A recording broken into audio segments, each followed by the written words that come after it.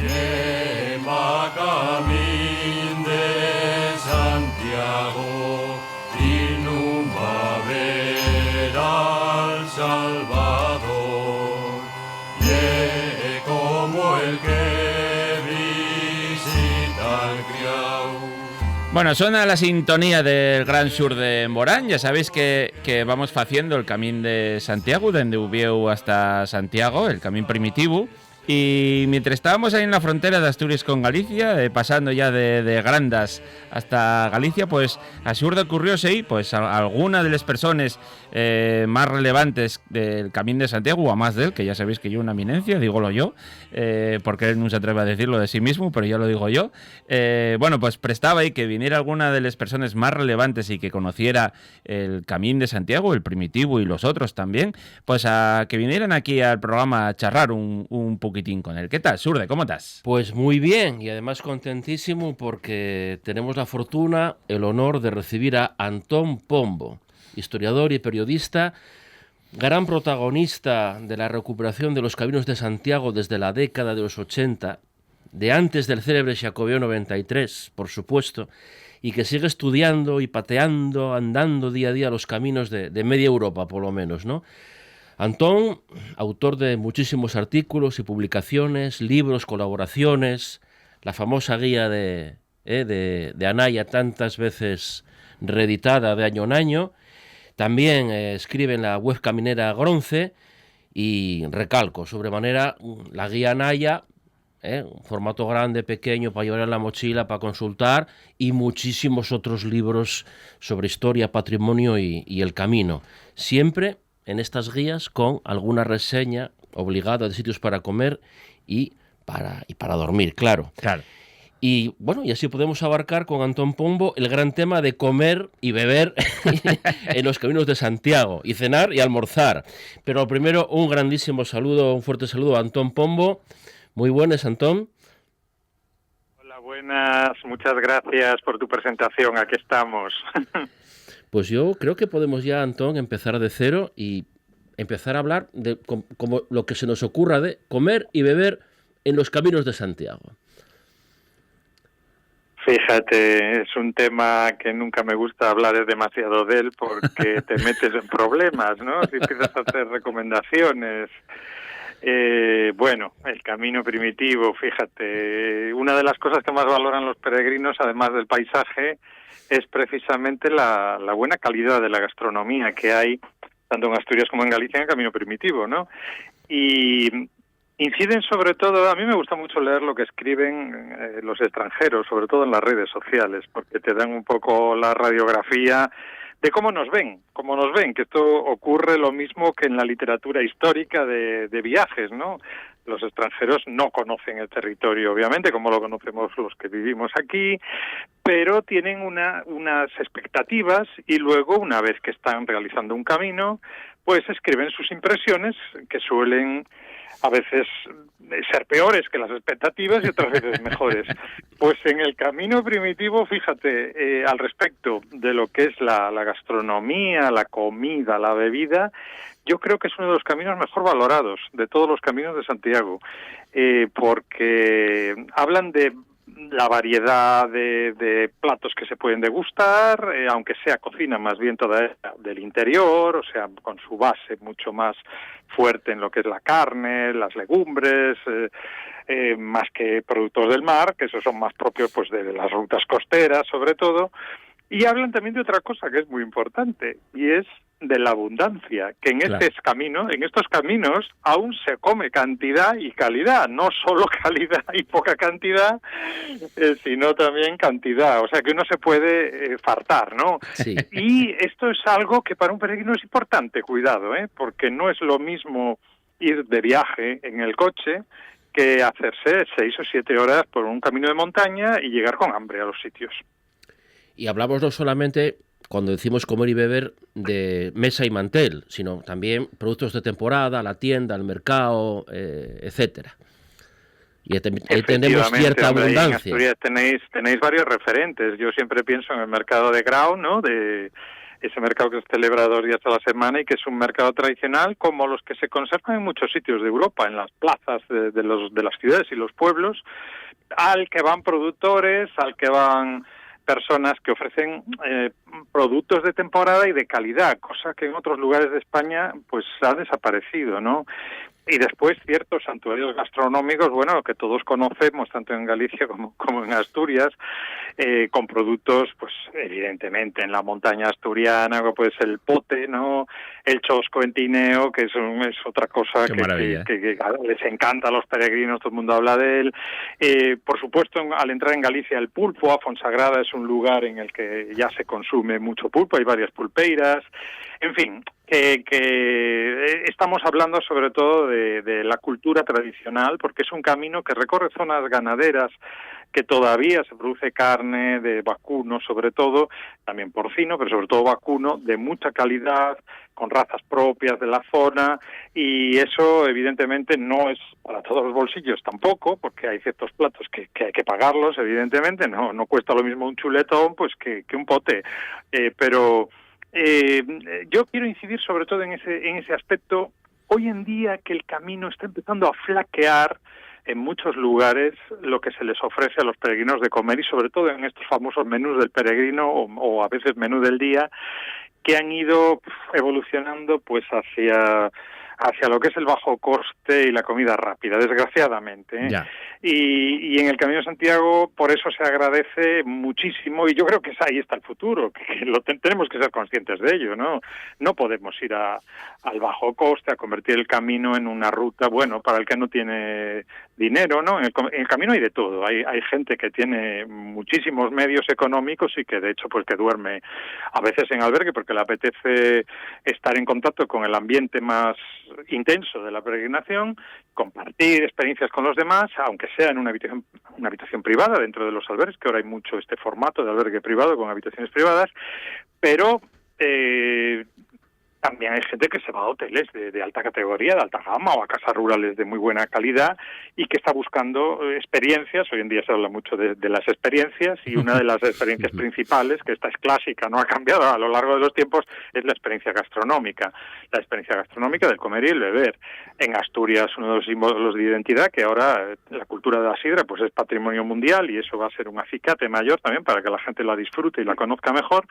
Los vinos que se producen en las montañas de Asturias, en la zona de Cangas de Nacé, alrededores, y en Galicia pues lo mismo, ¿no?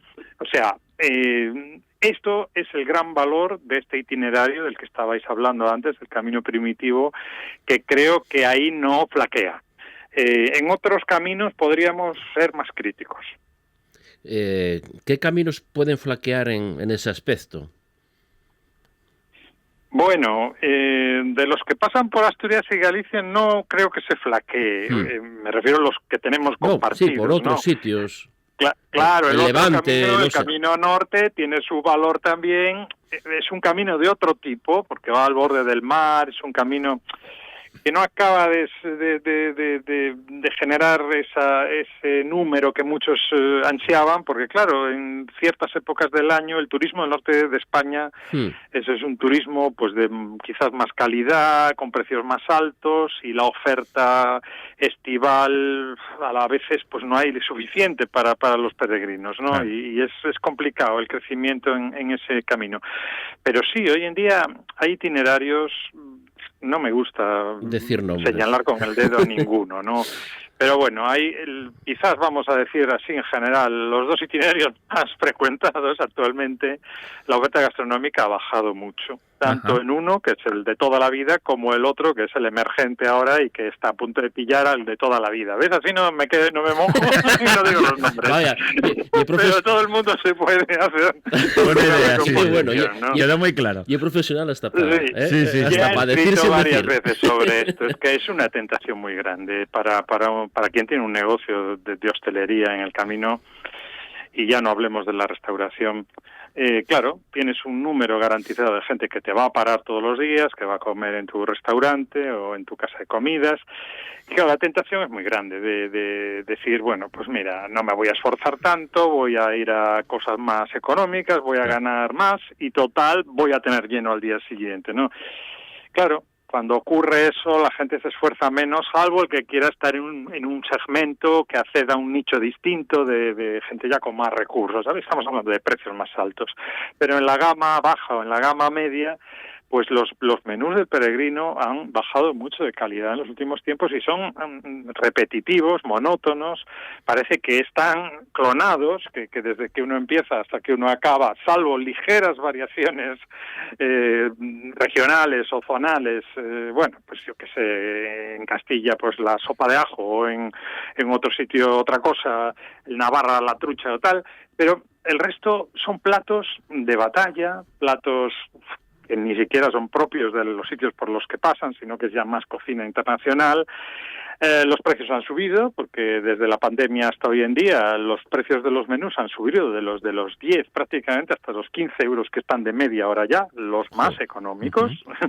O sea, una subida de un 50% en 4 años, que no es ninguna broma. Y la calidad no ha acompañado a esta subida, o sea, o se han estancado en la rutina, o han optado por fórmulas, bueno, de la fritanga, de la comida barata, de los congelados, de los comida más industrial, de supermercado, a granel, en fin, una pena porque es una parte muy importante, la gastronómica, de la imagen que un peregrino va a tener del camino. ¿Y qué está ocurriendo? Pues está ocurriendo que muchos peregrinos, entre los cuales me incluyo, y no tengo ningún problema en ocultarlo o no decirlo, nos estamos haciendo en nuestro menú en los albergues porque necesitamos una serie de aportes proteínicos, vitamínicos y unas cantidades importantes para poder hacer ejercicio y no perder peso y tener fuerza para hacer un esfuerzo continuado, sobre todo si es un camino largo recorrido. Y entonces preferimos prepararnos nuestras comidas siempre y cuando podamos, que a veces ir a lugares que sabes que te van a defraudar, sobre todo cuando ya los vas conociendo, ¿no? Además, nunca deberíamos de perder la cena comunitaria, la comida comunitaria, el compartir, la socialización en albergue o incluso al aire libre si toca comer fuera o cenar fuera. La cena comunitaria yo creo que sería algo que no debería de evadirse de la experiencia de ningún peregrino, si no es todas las noches, pero unas cuantas.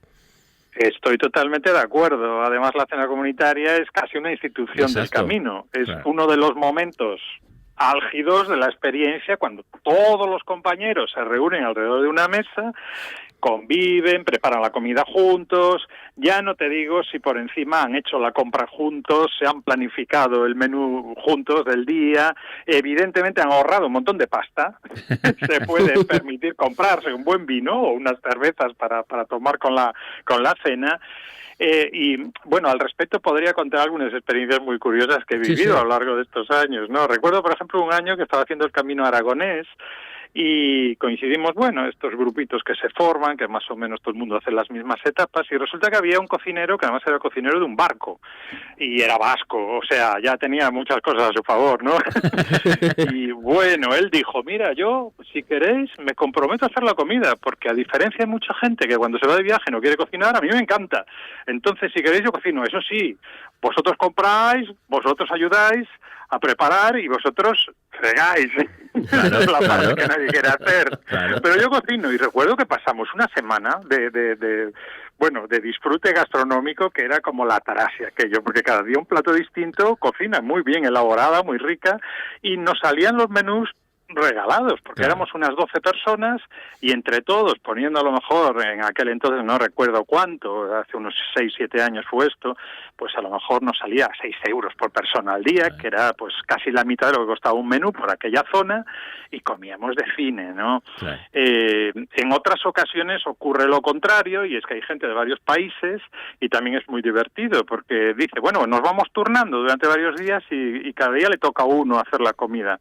Claro, cuando le toca a los europeos, pues hay unas ciertas variedades y tal, pero cuando le toca a los orientales, entonces ya es un espectáculo, porque preparan esos platos exóticos, muy condimentados con especias, que muchos le ponen así una cara extraña antes de comerlos, luego están buenísimos, y además es enriquecedor, porque uno va aprendiendo un poco cultura gastronómica internacional, ¿no? En fin, que la cena comunitaria, sin ella, el camino perdería muchos enteros. Efectivamente. ¿Y alguna sorpresa de encontrar algo en alguno de esos caminos por Europa o por España? Pues no me esperaba y descubrí esto. Y quedaste prendado de aquella comida o bebida. Mira, por ejemplo, hablando de itinerarios internacionales, evidentemente aquí en España las sorpresas son menores cuando uno lleva ya pues muchos años dedicándose al turismo y viajando por toda España, ¿no? Pero en el extranjero sí me he llevado sorpresas. Por ejemplo, cuando hice el camino de Lepuy, que paré mucho en albergues rurales, a mitad de etapas, no las clásicas metas de cada día, que son más bien poblaciones más grandes, sino estas granjas albergue que hay por el medio de la ruta. Me sorprendió la enorme calidad y el mimo con el que cuidan la oferta gastronómica en Francia, ¿no? Todo con producto de proximidad, bueno, de absoluta proximidad, producidos por ellos mismos en la granja, pues fueran aves, fueran cerdos, fueran vacas, todo lo que son embutidos, las verduras, la fruta, las ensaladas. Y luego muy generosas las raciones, que se vivía el momento de la cena con un carácter como muy familiar, muy de acogida, quieres tomar más, quieres repetir, y luego además con un criterio muy pensado hacia el peregrino, o sea, comida sustanciosa y nutritiva, ¿no? Muchos potajes, mucha legumbre, en fin, cárnico. Hay gente que no le gusta la carne, lo sabemos, pero es lo que primero, la grasa, te aporta pues rápidas energías, igual que los hidratos de carbono, ¿no? Sobre todo cuando se ha hecho mucho desgaste. En cuanto a Italia, que he hecho estos 2 últimos años caminos en Italia, y uno de ellos reciente, esta primavera, el Camino San Benedetto, que son pues unos 16 días, por una zona poco turística de los Apeninos, de norte a sur, por el medio de Italia, o sea, por las cadenas montañosas y llenas de bosques del medio de Italia. A mí lo que me sorprendió ahí en Italia es que los precios de la alimentación en los restaurantes ya están más bajos que en España. Ajá. Eso me dejó perplejo. Por ejemplo, todo lo que es el mundo de la pizza, no tanto la pasta, porque la pasta siempre lleva unos condimentos especiales y tal, hay mucha pasta casera hecha en casa, que no es la pasta de batalla industrial, pero la pizza es mucho más barata que en España. Por ejemplo, uno se va a una pizzería y las pizzas pues están entre 8 y 12 euros en estos pueblos, además unas pizzas grandísimas que uno se sacia con ellas, ¿no? En España es muy difícil encontrar pizzerías por ese precio y por esos tamaños que ofrecían en Italia. Y lo mismo cabe decir de el concepto de menú, que en Italia es distinto que en España. Bueno, pues que hay una carta y se eligen unos platos y te pueden dar un precio cerrado que a veces no incluye el postre o no incluye la bebida, aunque el agua siempre suele ir incluida. Pues precios muy parecidos a los de aquí, entre 15 y 20 euros por un buen menú del día. Estaba uno servido en todos estos lugares, ¿no? Es cierto que es una zona poco turística, poco trillada, y por eso los precios son más bajos. Claro. Pero hace unos años Italia era no muchísimo más cara que España, como era Francia o Suiza, ya no digamos, o Austria, pero sí más cara que España. Y ahora cada vez se están equiparando más los precios. Entonces, a mí me da un poco de miedo en este sentido también de que, como sigamos así, vamos a dejar de ser competitivos.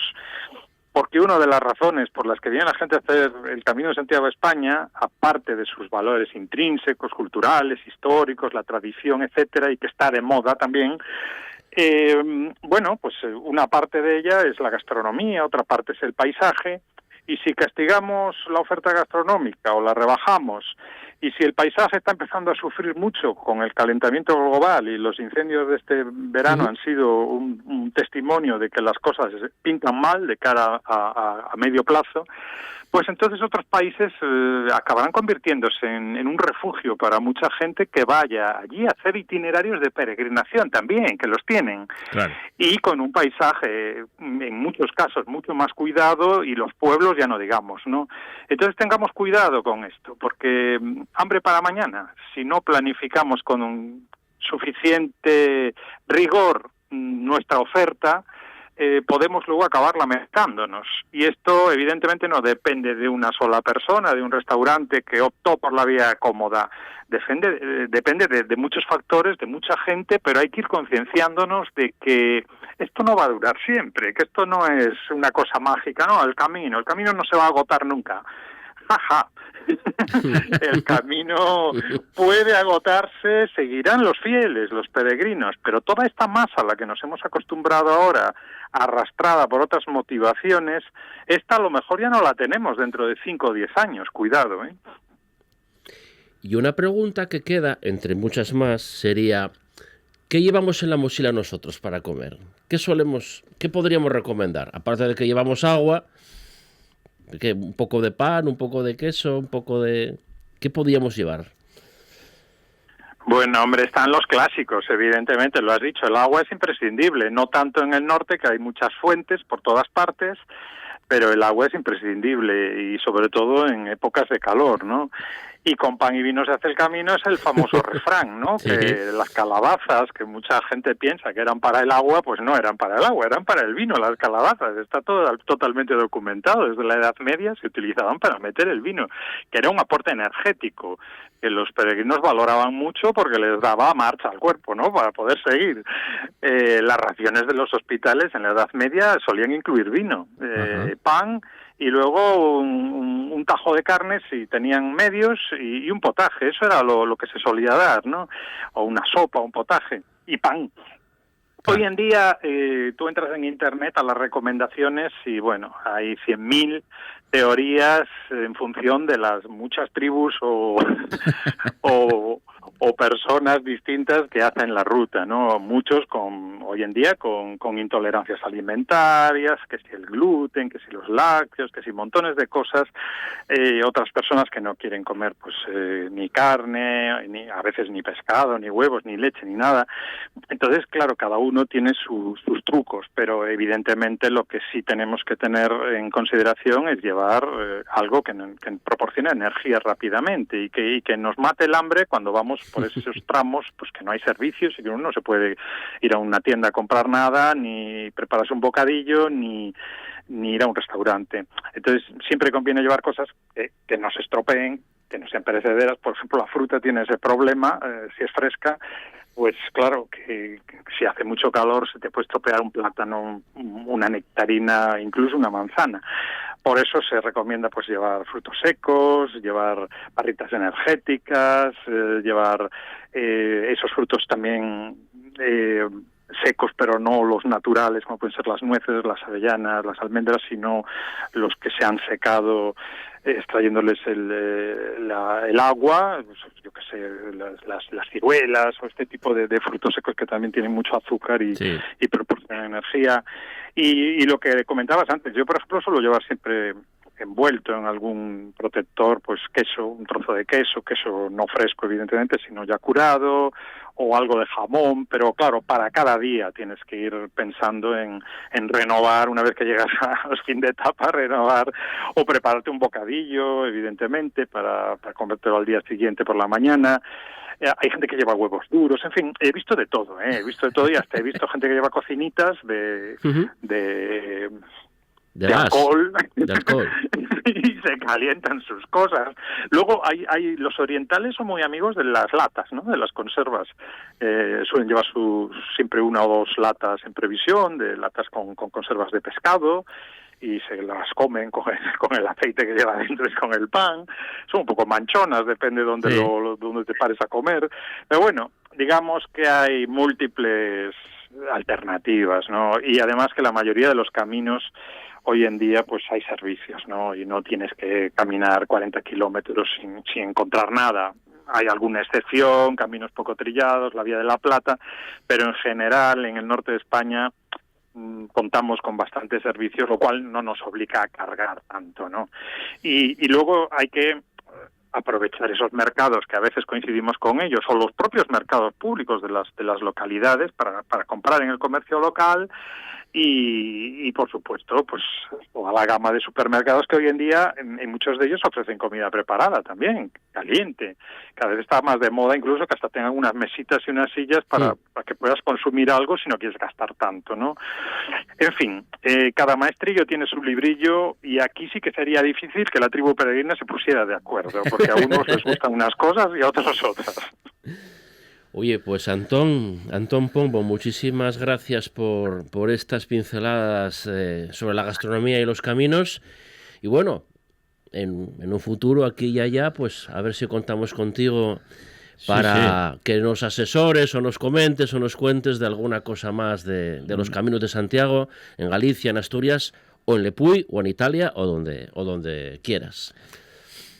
Estupendo. Pues yo encantado de estar con vosotros cuando queráis. Un abrazo fuerte. Muchas gracias, Antón. Un abrazo. Buen camino, un saludo. Buen camino.